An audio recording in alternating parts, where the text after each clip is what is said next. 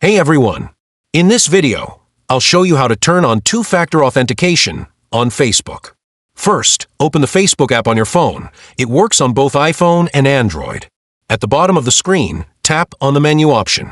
Scroll down and tap on Settings and Privacy, then select Settings.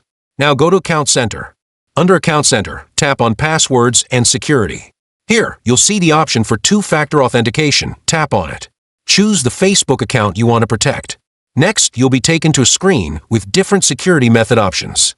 You can choose from options like SMS, WhatsApp, or an authenticator app. I'll go ahead and choose SMS for this tutorial. If you haven't added your phone number before, now's the time to do it. Enter your number and tap Next. A verification code will be sent to your number. Type it in and press Next.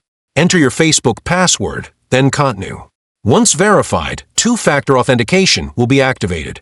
Now, each time you log in on a new device, Facebook will ask for a code. This keeps your account much more secure from unauthorized access. And that's it. Two-factor authentication is now turned on. If you found this helpful, don't forget to like and subscribe for more quick guides. Thanks for watching. See you in the next video.